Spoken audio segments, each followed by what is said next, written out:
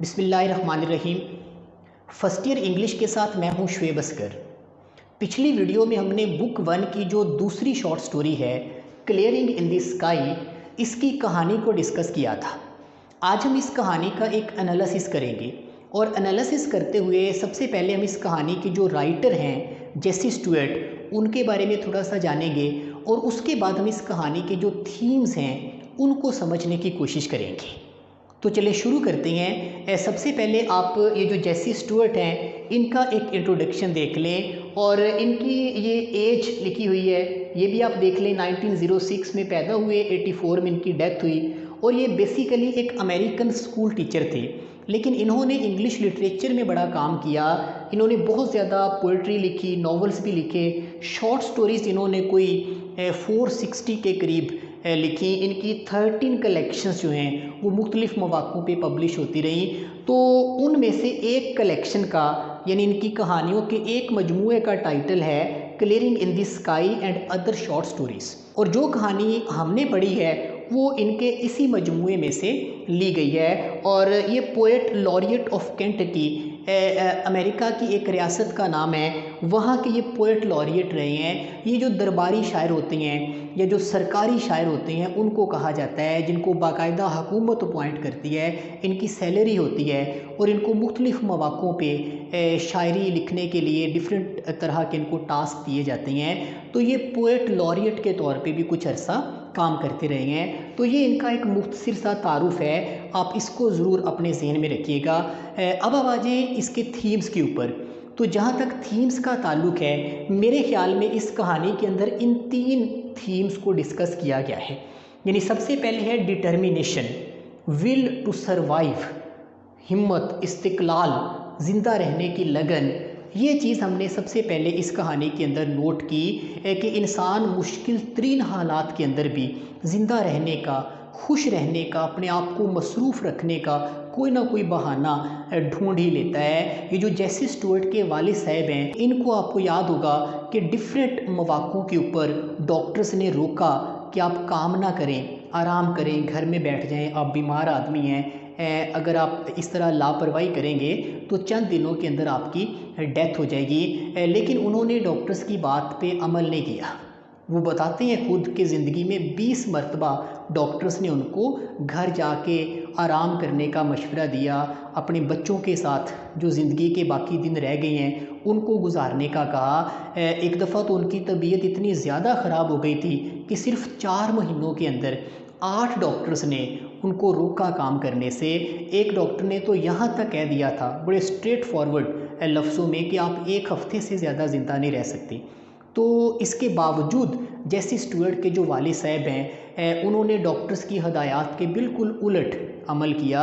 वो तो ये कहते थे कि घर जाओ और जाके अपनी ज़िंदगी के जो बाकी दिन रह गए हैं वो पूरे करो, लेकिन उन्होंने ऐसा करना मुनासिब नहीं समझा कि इस तरह घर में बिल्कुल फारिग बैठा जाए, ये भी एक तरह से मर जाने के मुतरादिफ है।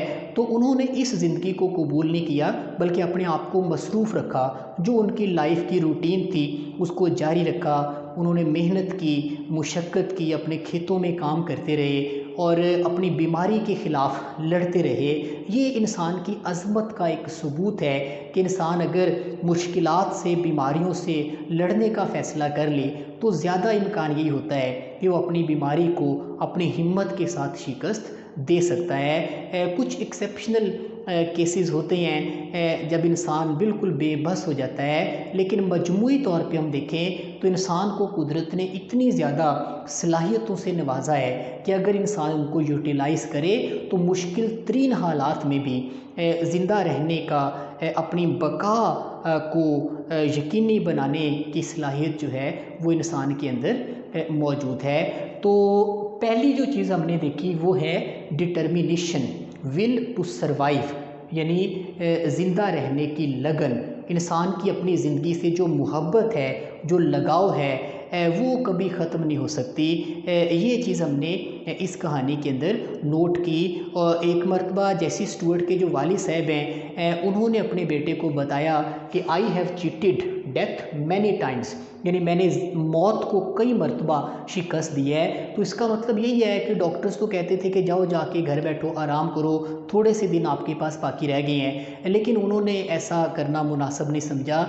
इसके बावजूद वो 70 साल तक ज़िंदा रहे और इस अरसे के दौरान उनकी शादी भी हुई, फिर उन्होंने अपने बच्चों की परवरिश भी की और उतनी ही मेहनत की, उतना ही काम किया जितना कोई भी तंदुरुस्त और फिट आदमी कर सकता है। तो इसके बावजूद उनका 70 साल तक ज़िंदा रहना इस बात का सबूत है कि उन्होंने मौत को कई मरतबा धोखा दिया है। तो इंसान इतना बासलाहियत है कि अपनी हिम्मत और इस्तिक़लाल के बलबूते पे वो मौत को भी शिकस्त दे सकता है। तो पहली जो चीज़ हमने इस कहानी के अंदर नोट की वो यही वाली है, डिटर्मिनेशन और विल टू सर्वाइव।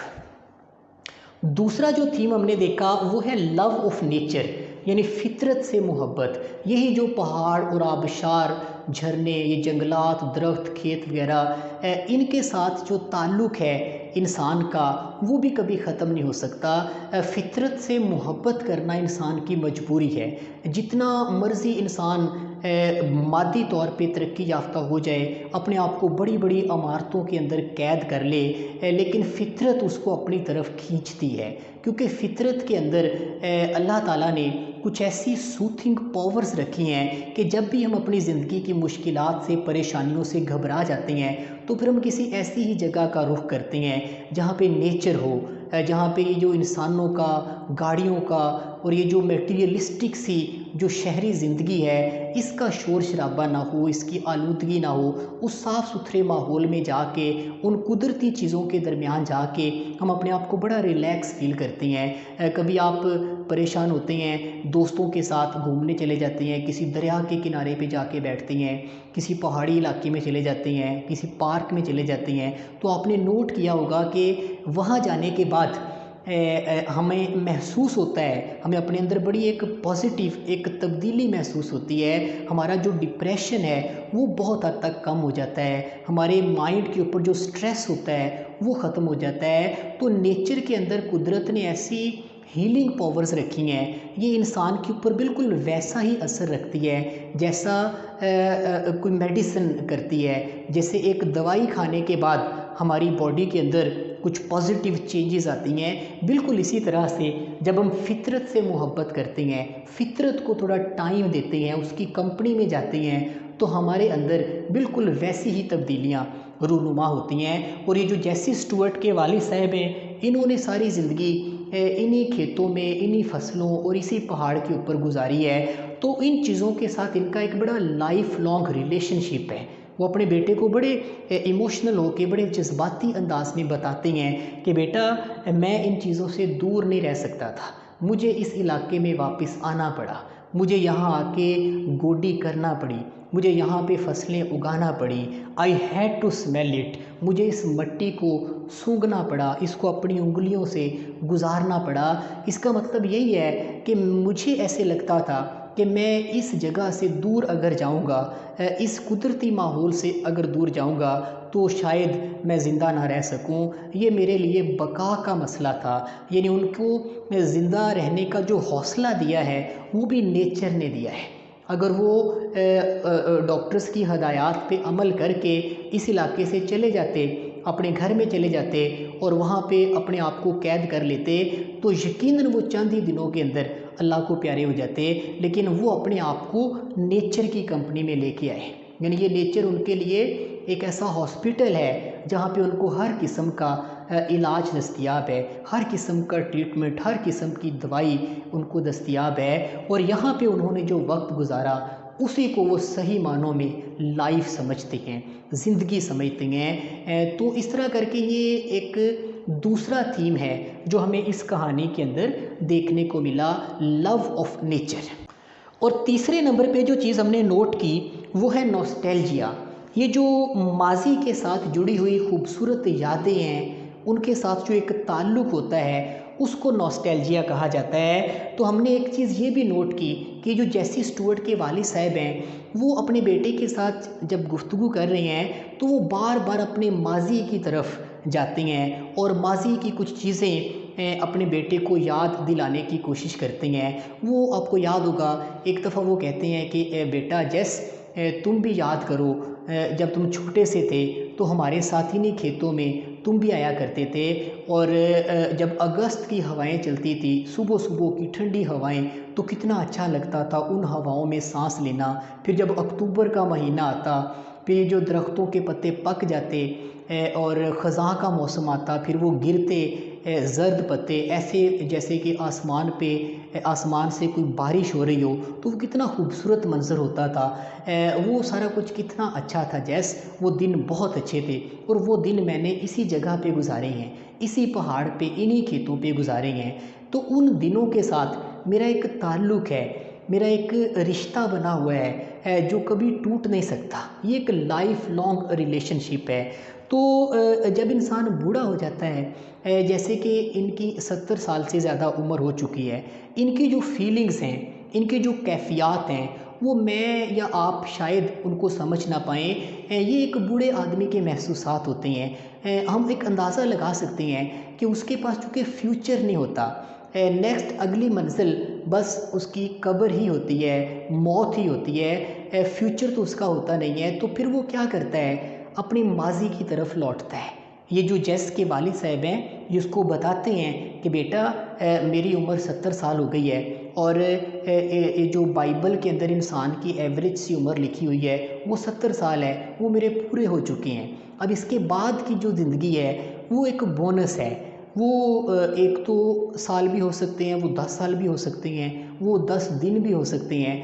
तो जब इस तरह की ज़िंदगी के पीरियड पे इंसान पहुंचता है तो फिर कुछ चीज़ें उसको माजी की तरफ लेके जाती हैं। Something goes back, something I can't explain, यानी जो मैं तुम्हें नहीं समझा सकता, तुम्हें मेरी बातों की समझ नहीं आएगी जब तक तुम्हारी उम्र 70 साल नहीं हो जाती।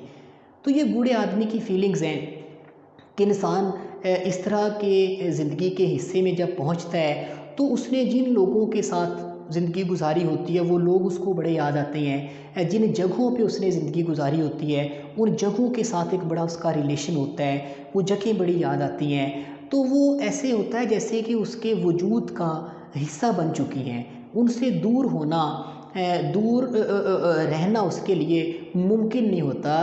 तो ये एक ऐसा ताल्लुक़ होता है कि इंसान फिर उन खूबसूरत यादों में उस सुहाने माजी को सोच सोच के ज़िंदा रहने का अपने अंदर एक हौसला पैदा करता है। तो तीसरी चीज़ जो हमने नोट की वो है नॉस्टैल्जिया। एक दफ़ा ये जो जेसी स्टुअर्ट के वालिद साहब हैं जब उसको बता रहे थे अपने माजी के बारे में, तो फिर जेस को भी याद आता है कि ऐसे एक दफ़ा मैं इनके साथ जब आया था खेतों में तो उन्होंने मुझे एक हल बना के दिया था वहाँ खेलने के लिए लकड़ी का, वो मैंने गुम कर दिया था। फिर मैंने रोना शुरू कर दिया था। फिर उन्होंने मुझे एक और हल बना के दिया था, लेकिन मुझे वो इतना पसंद नहीं आया जितना पहले वाला पसंद था। तो इस तरह करके ये जो यादें होती हैं माजी की, ये इंसान को उदास भी करती हैं लेकिन साथ ही साथ ये ज़िंदा रहने का हौसला भी देती हैं। और इनके साथ जो ताल्लुक़ है वो एक बूढ़ा आदमी बहुत अच्छी तरह से समझ सकता है। तो बहरहाल तीसरी चीज़ जो हमने देखी वो इस कहानी के अंदर नॉस्टैल्जिया है, माजी की यादों का जो थीम है, जो ताल्लुक़ होता है इंसान का माजी के साथ, वो भी हमें इस कहानी के अंदर देखने को मिला। तो ये मेरे ख्याल में आपके लिए बस इतना समझ लेना इस कहानी के बारे में काफ़ी है। तो ये इसके डिफरेंट थीम्स हैं जिनको इस कहानी के अंदर हमने नोट किया। और अगली वीडियो में अब हम जो तीसरी कहानी है डार्क देवर एंड गोल्ड नाइट, उसकी कहानी को डिस्कस करेंगे।